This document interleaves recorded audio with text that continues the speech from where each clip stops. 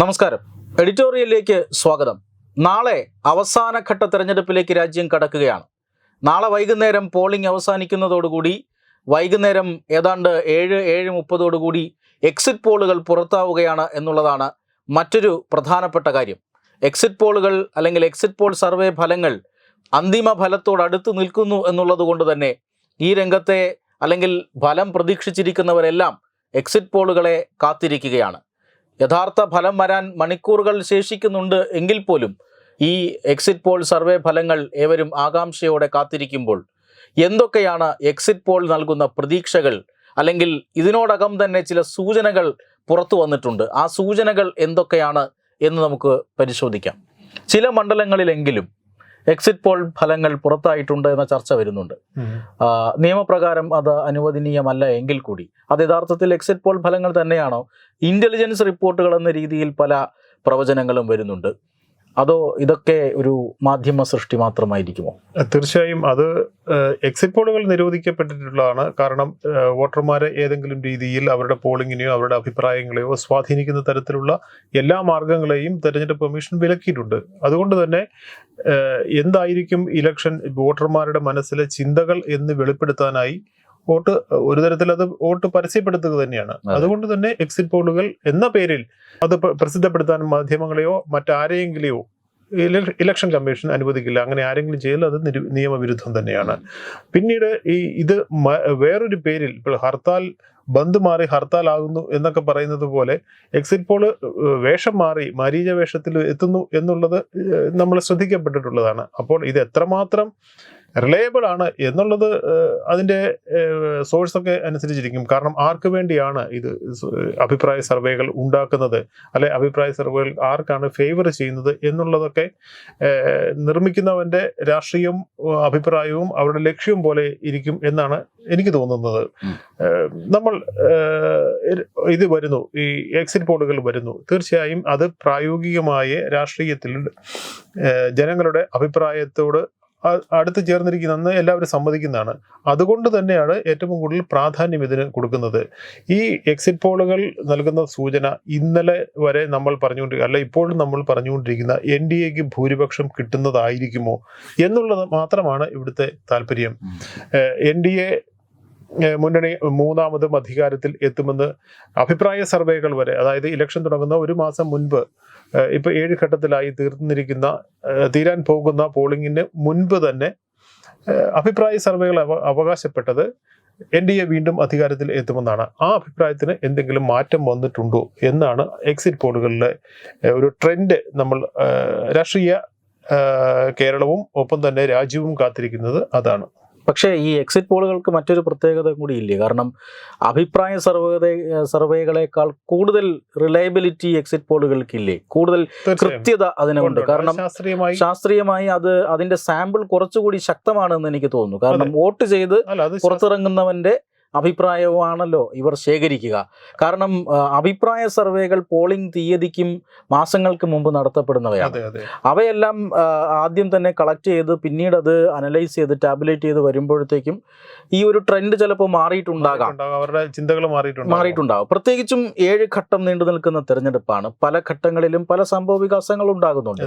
അതുകൊണ്ട് തന്നെ അഭിപ്രായ സർവേകളെക്കാൾ ജനം എക്സിറ്റ് പോളുകൾക്ക് ചില ക്രെഡിബിലിറ്റി നൽകുന്നുണ്ട്. തീർച്ചയായും അതുകൊണ്ട് തന്നെയാണ് എല്ലാവരും എക്സിറ്റ് പോളുകളെ കാത്തിരിക്കുന്നത് എന്ന് എനിക്ക് തോന്നുന്നു. കാരണം വോട്ട് ചെയ്ത് ഇറങ്ങി ഇവരുടെ പ്രോസസ് അനുസരിച്ച് വോട്ട് ചെയ്ത് ഇറങ്ങുന്നവരുടെ നേരിട്ട് കാണുകയും അവരിൽ നിന്ന് നേരിട്ട് ഡാറ്റ എടുക്കുകയും ചെയ്യുന്നതാണ് എക്സിറ്റ് പോളുകളുടെ ഒരു പ്രത്യേകത. തീർച്ചയായും എങ്ങനെയാണ് അവരുടെ അന്നേരം ആ ദിവസങ്ങളിലെ ആ സമയത്തെ രാഷ്ട്രീയം അയാൾ എങ്ങനെയാണ് പ്രകടിപ്പിച്ചത് എന്നുള്ളതിന്റെ കൃത്യമായ പ്രതിഫലം അത് ശാസ്ത്രീയമായി നമുക്ക് അനുഭവിച്ചിട്ടുള്ളതാണ്, നമുക്കറിയാവുന്നതാണ്. പക്ഷെ എക്സിറ്റ് പോളുകളിലും തെറ്റിയിട്ടുള്ള ചില തെരഞ്ഞെടുപ്പുകൾ ഉണ്ട് എന്നുള്ളതും ഇവിടെ ഓർക്കേണ്ടതാണ്. അപ്പോൾ പൊതുവെ എല്ലാവരും ഒരേ കാര്യം പറയുകയാണെങ്കിൽ ഒരു പക്ഷേ അത് ശരിയാവാൻ സാധ്യതയുണ്ട്. അല്ലെങ്കിൽ ഡിഫറൻ്റ് ആയിട്ടുള്ള പല വാദഗതികളാണ് എക്സിറ്റ് പോളിലൂടെ വരുന്നതെങ്കിൽ തീർച്ചയായും അതിനെ നമുക്ക് യഥാർത്ഥ ഫലം വരുന്നത് വരെ കാത്തിരിക്കേണ്ടി വരും. എന്തായാലും പ്രേക്ഷകരും അത് തന്നെയാണല്ലോ, വിവിധ ഏജൻസികളുടെ എക്സിറ്റ് പോൾ ഫലങ്ങൾ കണ്ട് വിലയിരുത്തി അതിന്റെ ഒരു ശരാശരി എടുത്തിട്ടാണല്ലോ അവർ വിശ്വസിക്കുക. ഇപ്പൊ നാളെ നമ്മുടെ തത്സമയ സംപ്രേഷണമുണ്ട്.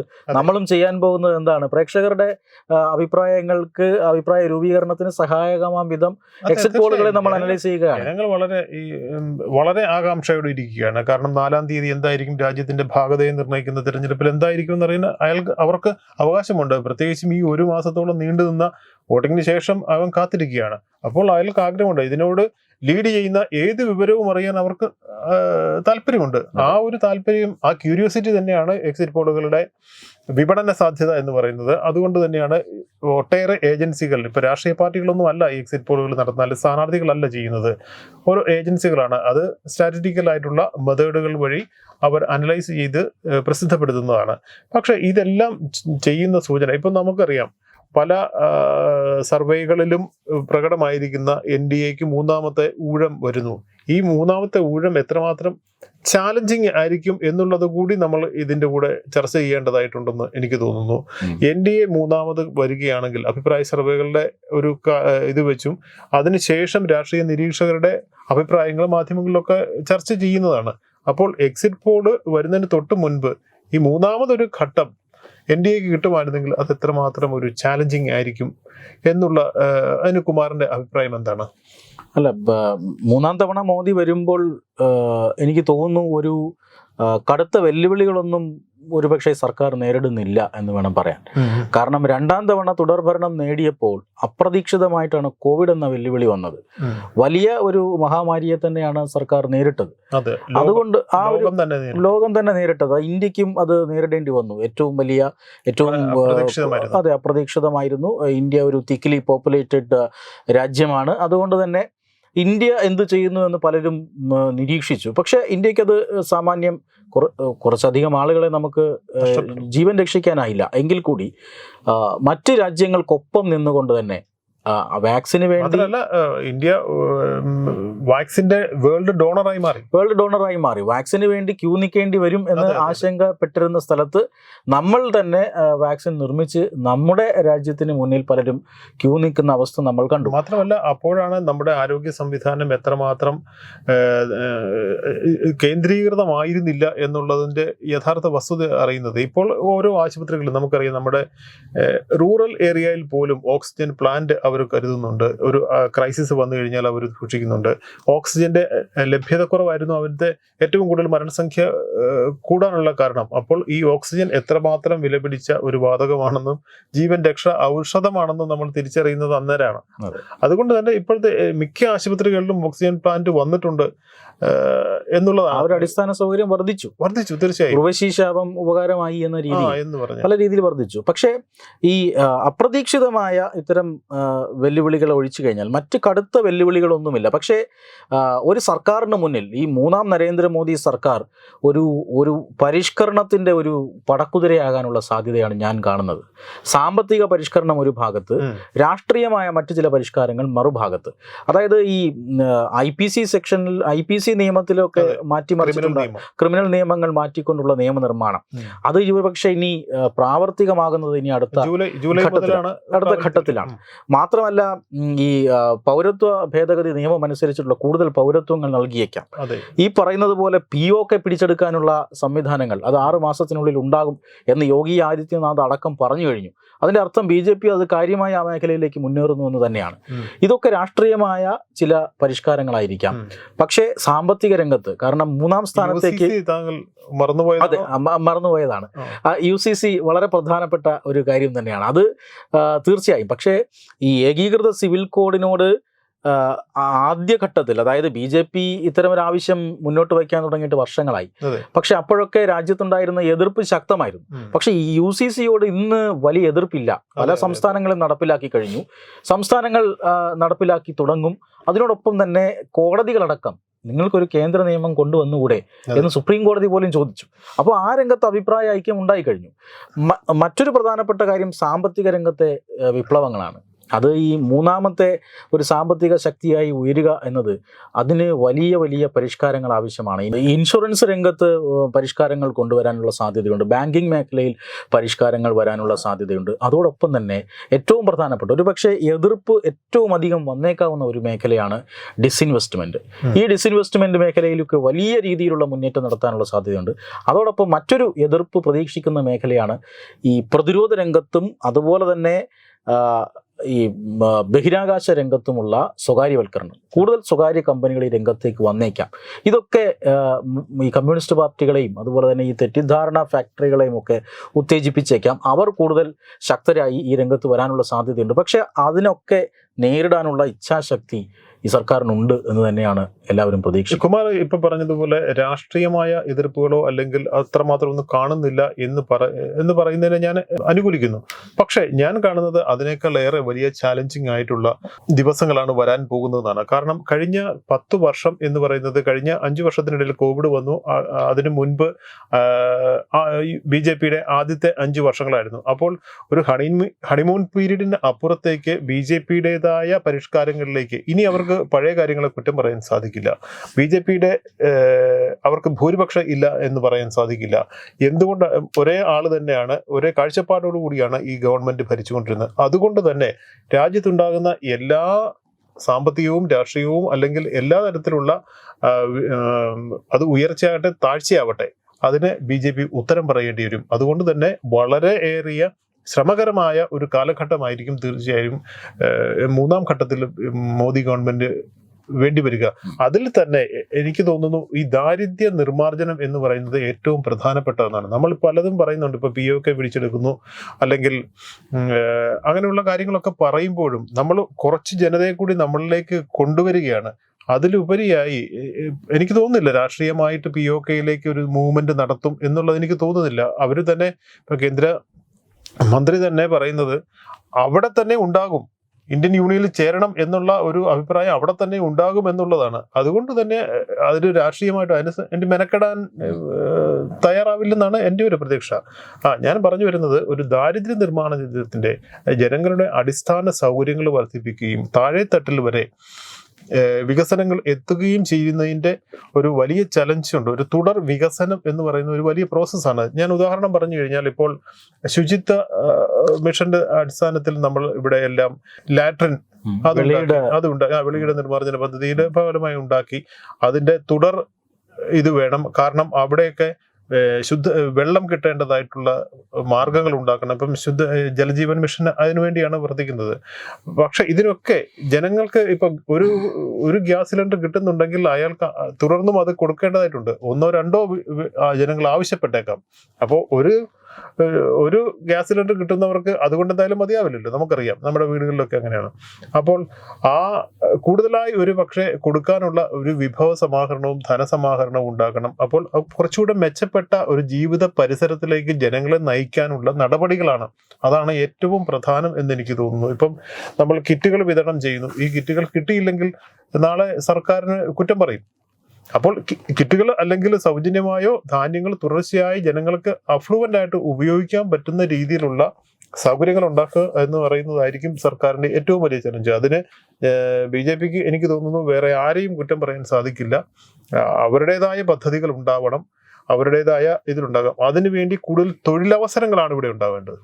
ഈ വർദ്ധിച്ചു വരുന്ന, നമ്മളെപ്പോഴും പറയുന്നുണ്ട് ജനങ്ങളെല്ലാം കുട്ടികളെല്ലാം നമ്മൾ പഠിച്ചിട്ട് വിദേശത്ത് പോകുന്നു എന്ന് പറയുന്നു. ഈ വിദേശത്ത് പോകുന്ന കുട്ടികളെ ഇവിടെ നിർത്താനും ഇവിടെ അവർക്ക് തൊഴിൽ കൊടുക്കാനുമുള്ള പദ്ധതികളിലേക്ക് സർക്കാർ നീങ്ങും എന്നുള്ളതാണ്. അത് യുവജനങ്ങളെ എങ്ങനെയാണ് സർക്കാർ അഡ്രസ് ചെയ്യുന്നത് നമുക്ക് നോക്കാം. അതിനനുസരിച്ചിരിക്കുമെന്ന് എനിക്ക് തോന്നുന്നു.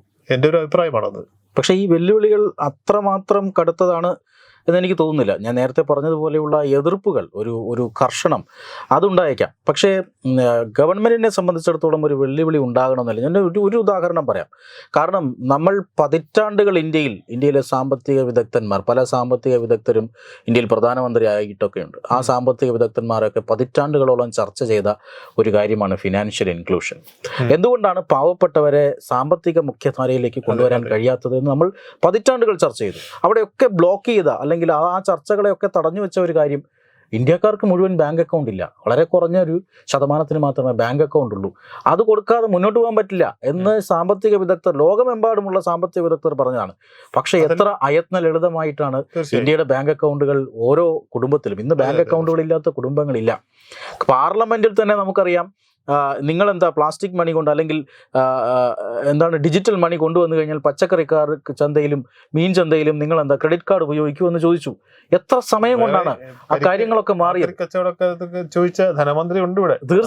തീർച്ചയായിട്ടും ഇപ്പോ മീൻ ചന്തയിൽ നിന്ന് പോലും ഡിജിറ്റൽ പേയ്മെന്റ് വഴി നടത്താവുന്ന അത്രമാത്രം ഫിനാൻഷ്യൽ ഇൻക്ലൂഷൻ ഇന്ത്യയിൽ ഉണ്ടായിക്കഴിഞ്ഞു. അതുണ്ടാക്കിയ സർക്കാരിന് എനിക്ക് തോന്നുന്നില്ല അതിന്റെ ബേസ് ഇവിടെ ഉണ്ടായിക്കഴിഞ്ഞു. സാമ്പത്തികമായ ചില ഫോർമലൈസേഷൻ അത് നടന്നു കഴിഞ്ഞു. GST ആദ്യത്തെ ഒരു ഇത് കഴിഞ്ഞ് ജീവിത രീതിയോട് നമ്മൾ അത് പൊരുത്തപ്പെട്ട് കഴിയുമ്പോൾ അടുത്ത സ്റ്റെപ്പിലേക്ക് ജനങ്ങൾ ആഗ്രഹിക്കും. അത് ആരാണെങ്കിലും വരും. തീർച്ചയായും അടുത്ത സ്റ്റേജിലേക്ക് പോകണം എന്ന് തന്നെയാണ് നരേന്ദ്രമോദിയും പറയുന്നത്. ഇപ്പൊ അദ്ദേഹം പറയുന്നത് ഇതൊരു ട്രെയിലർ ആണ് എന്നാണ്. കൂടുതൽ കാരണം അതെ, അമേരിക്കൻ ഇക്കോണമി എത്ര വലിപ്പമാണ്, അതിനേക്കാൾ എത്ര അല്പ വ്യത്യാസം മാത്രമേ ഉള്ളൂ ചൈന. പക്ഷെ മൂന്നാം സ്ഥാനത്തിന് ചൈനയും ഇപ്പോഴത്തെ ജർമ്മനിയും തമ്മിൽ വലിയ ഗ്യാപ്പുണ്ട്. നമ്മൾ മൂന്നാം സ്ഥാനത്തേക്കാണ് എത്തുന്നത്. മൂന്നാം സ്ഥാനത്തേക്ക് എത്താൻ വലിയ പ്രയാസമില്ല. പക്ഷേ അന്ന് ആ മൂന്നാം സ്ഥാനത്തേക്ക് എത്തിക്കഴിഞ്ഞാൽ നമ്മൾ മത്സരിക്കുക ചൈനയോടാണ്. ആ ഒരു ഉൽപാദക ഹബ്ബ് അതിനെ നമ്മൾ ഇവിടെ പുനഃസ്ഥാപിക്കാൻ ശ്രമിക്കുകയാണ്.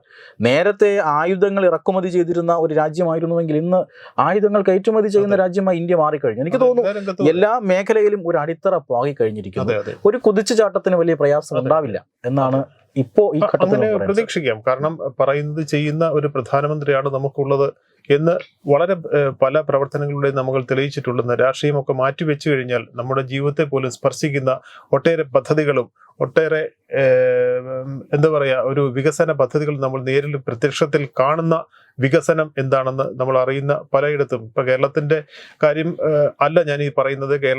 കേരളത്തിന് പുറത്ത് ഇന്ത്യയിൽ എന്തൊക്കെയാണ് നടക്കുന്നത്, ബേസിക് ആയിട്ടുള്ള അല്ലെങ്കിൽ അടിസ്ഥാനപരമായിട്ടുള്ള ഇൻഫ്രാസ്ട്രക്ചർ ഡെവലപ്മെന്റ് എന്ന് പറയുന്നത് ഒരു പരിധിവരെ വളരെ ത്വരിതഗതിയിൽ നടന്നുകൊണ്ടിരിക്കുന്നു. ആ വേഗം ഉണ്ടാവണം എന്ന് തന്നെയാണ് മൂന്നാം NDA സർക്കാരിന്റെ ഏറ്റവും വലിയ ചാലഞ്ച് എന്ന് പറയുന്നത്. അതെ, എന്തായാലും ആ ഒരു മൂന്നാം കുതിപ്പിനായിട്ടുള്ള ഒരുക്കങ്ങൾ ആരംഭിച്ചു കഴിഞ്ഞു. 300 ദിന കർമ്മ പദ്ധതികളൊക്കെ തയ്യാറായി കഴിഞ്ഞു. എനിക്ക് തോന്നുന്നു മന്ത്രിസഭയുടെ രൂപരേഖ പോലും തയ്യാറായിട്ടുണ്ട്. സത്യപ്രതിജ്ഞാ ചടങ്ങുകൾക്കായിട്ടുള്ള ഒരുക്കങ്ങൾ മുന്നോട്ട് പോവുകയാണ്. എന്തായാലും നാളെ പോളിംഗ് അവസാനിക്കുന്നതോടുകൂടി BJP ആഘോഷത്തിലേക്ക് കടക്കുന്നു എന്നാണ് ലഭിക്കുന്ന വിവരം. കേരളത്തിലടക്കം പലരും ഉറ്റുനോക്കുന്ന മണ്ഡലങ്ങൾ തിരുവനന്തപുരം, തൃശ്ശൂരും ഒക്കെയുണ്ട്. ഈ മണ്ഡലങ്ങളിൽ നിന്ന് അടക്കം സൂചനകൾ വരുന്നുണ്ട് അല്ലേ?